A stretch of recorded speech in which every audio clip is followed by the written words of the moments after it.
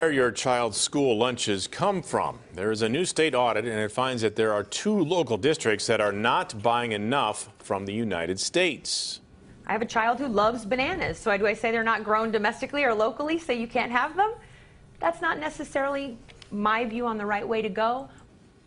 Well, California state auditor found that 6 state school districts are not compliant with federal requirements. 2 of those school districts are here in our area, Stockton and Elk Grove. CBS 13's Macy Jenkins is live in the newsroom for us tonight, getting answers on what the state wants the districts to do now. Macy.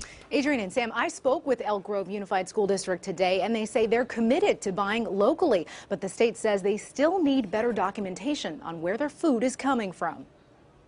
It just makes it sound like we're buying everything from outside the United States, when that's really not the case. In its July report, the California state auditor says Elk Grove Unified School District isn't buying enough food made in the USA. The auditors reviewed 72 foods in the district. 8% were made outside of the U.S., 24% were made inside of the U.S., but auditors say 68% had an unclear source of origin. But the district's food services director, Michelle Drake, says the findings are misleading. No one domestically grows pineapple or bananas. So are we then not to serve that to our children because we can't get it here? Schools in California receive nearly $2 billion federal dollars each year for school lunches. But to get that money, the districts must comply with the Buy American requirement. It requires school districts and other school food authorities to purchase, to the maximum extent practicable, domestic commodities or domestic products. But after reviewing the audit, State Superintendent Tom Torlakson with the California Department of Education disagreed with the auditor.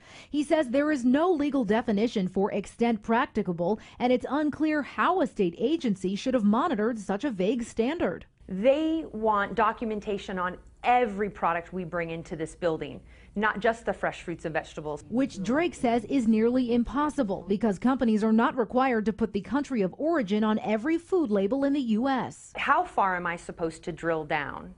Or am I then supposed to get rid of that product? Drake wants more clarification in the future. Just reevaluating it and focusing it on a bigger level than I think we were all expecting. By October 1st, the 6 districts mentioned in the reports need to establish a better policy